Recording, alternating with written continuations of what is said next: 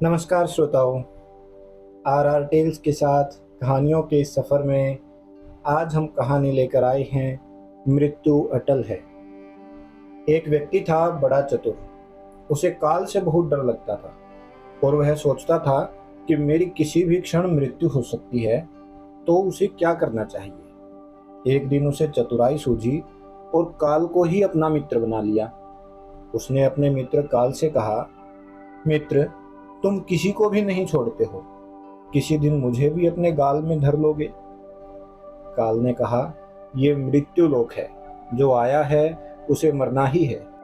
जो आया है उसे मरना ही है। सृष्टि का यह शाश्वत नियम है, इसलिए मैं मजबूर हूँ। पर तुम मेरे मित्र हो, इसलिए मैं जितनी रियायत कर सकता हूँ करूँगा ही। मुझसे क्या आशा रखते हो, साफ साफ कहो। व्यक्ति ने कहा, मित्र, मैं इतना ही चाहूँगा कि आप मुझे अपने लोक में ले जाने के लिए आए, तो उससे कुछ दिन पहले एक पत्र अवश्य लिख देना, ताकि मैं अपने बाल बच्चों को कारोबार की सभी बातें अच्छी तरह से समझा दूं और खुद भगवान भजन में लग जाऊं। काल ने प्रेम से कहा, यह कौन सी बड़ी बात है। मैं एक नहीं, आपको 4 पत्र भेजूंगा, चिंता मत करो। चारों पत्रों के बीच समय भी अच्छा खासा दूंगा, ताकि तुम सचेत होकर अपने काम निपटा लो। वह व्यक्ति यह सुनकर बड़ा ही प्रसन्न हुआ।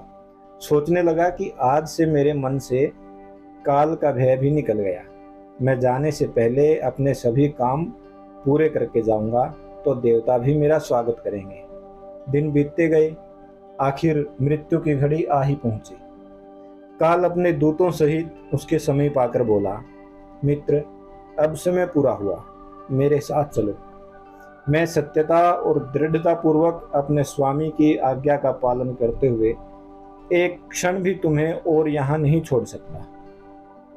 उस व्यक्ति के माथे पर बल पड़ गए, भ्रिकुटी तन गई और कहने लगा, धिक्कार है तुम्हारे जैसे मित्रों पर। मेरे साथ विश्वासघात करते हुए तुम्हें लज्जा नहीं आती।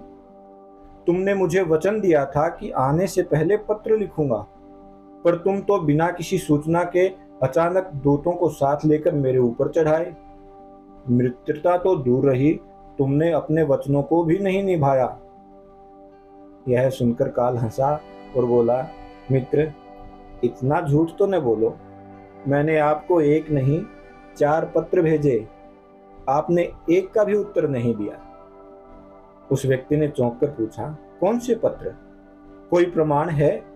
मुझे पत्र प्राप्त होने की कोई डाक रसीद आपके पास है तो दिखाओ। काल ने कहा, मित्र, घबराओ नहीं, मेरे चारों पत्र इस समय आपके पास मौजूद हैं। मेरा पहला पत्र आपके सिर पर चढ़कर बोला, आपके काले सुंदर बाल, उन्हें सफेद कर दिया, और यह भी कहा कि सावधान हो जाओ, जो करना है कर डालो। बनावटी रंग लगाकर आपने अपने बालों को फिर से काला कर लिया और फिर जवान बनने के सपनों में खो गए। आज तक मेरे सफेद अक्षर आपके सिर पर लिखे हुए हैं। कुछ दिन बाद मैंने दूसरा पत्र आपके नेत्रों के प्रति भेजा। नेत्रों की ज्योति मंद होने लगी, फिर भी आंखों पर मोटे मोटे शीशे चढ़ाकर आप जगत को देखने की कोशिश करने लगे। 2 मिनट भी संसार की ओर से आंखें बंद करके ज्योति स्वरूप प्रभु का ध्यान में मन नहीं लगाया। इतने पर भी सावधान नहीं हुए तो मुझे आपकी दीन दशा पर बहुत तरस आया और मैंने मित्रता के नाते तीसरा पत्र भी भेजा। इस पत्र ने आपके दांतों को छुआ, हिलाया और तोड़ दिया। आपने इस पत्र का भी जवाब न दिया, बल्कि नकली दांत लगवाए और जबरदस्ती संसार के भौतिक पदार्थों का स्वाद लेने लगे। मुझे बहुत दुख हुआ कि मैं सदा इसके भले की ही सोचता हूँ, और यह हर बार एक नया बनावटी रास्ता अपनाने को तैयार रहता है। अपने अंतिम पत्र के रूप में मैंने रोग, क्लेश तथा पीड़ाओं को भेजा, परंतु आपने अहंकारवश सब कुछ अनसुना कर दिया। वह व्यक्ति काल के भेजे हुए इन पत्रों को सुनकर फूट फूट कर रोने लगा और अपने विपरीत कर्मों पर पश्चाताप करने लगा। उसने स्वीकार किया कि मैंने गफलत में शुभ चेतावनी भरे इन पत्रों को नहीं पढ़ा। मैं सदा यही सोचता रहा कि कल से भगवान का भजन करूंगा, अपनी कमाई अच्छे शुभ कार्यों में लगाऊंगा, पर वह कल आया ही नहीं।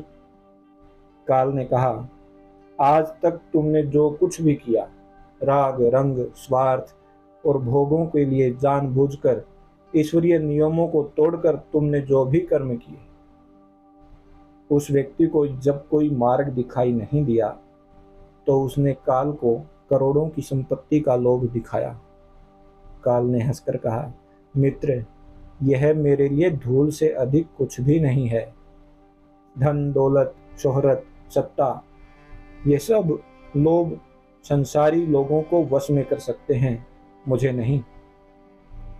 काल ने फिर कहा, यदि तुम मुझे लुभाना ही चाहते थे तो सच्चाई और अच्छे कार्यों का धन इकट्ठा करते। यह ऐसा धन है जिसके आगे मैं विवश हो सकता था, अपने निर्णय पर पुनर्विचार को बाध्य हो सकता था, पर तुम्हारे पास तो यह धन धेले भर का भी नहीं है। तुम्हारे ये सारे रुपए पैसे, जमीन जायदाद, तिजोरी में जमा धन संपत्ति, सब यहीं छूट जाएगा। मेरे साथ तुम भी उसी प्रकार निर्वस्त्र जाओगे जैसे कोई भिखारी की आत्मा जाती है। काल ने जब मनुष्य की एक भी बात नहीं सुनी तो वह हाय हाय करके रोने लगा। सभी संबंधियों को पुकारा, परंतु काल ने उसके प्राण पकड़ लिए और चल पड़ा अपने गंतव्य की ओर। तो श्रोताओ, इस कहानी में हम देखते हैं कि एक ही सत्य है जो अटल है। वह है कि हम एक दिन मरेंगे जरूर। हम जीवन में कितनी धन दौलत जमा करेंगे, कितनी शोहरत पाएंगे, कैसी संतान होगी, यह सब अनिश्चित होता है, समय के गर्भ में छुपा होता है। परंतु हम मरेंगे एक दिन, बस यही एक ही बात जन्म के साथ ही तय हो जाती है। समय के साथ उम्र की निशानियों को देखकर तो कम से कम हमें प्रभु परमेश्वर की याद में रहने का अभ्यास करना चाहिए। इसमें तो हर एक को, चाहे छोटा हो या बड़ा, सबको प्रभु परमेश्वर की याद में रहकर ही कार्य करने चाहिए। तो श्रोताओं, कैसी थी आज की कहानी? हमें अपने सुझाव जरूर दें।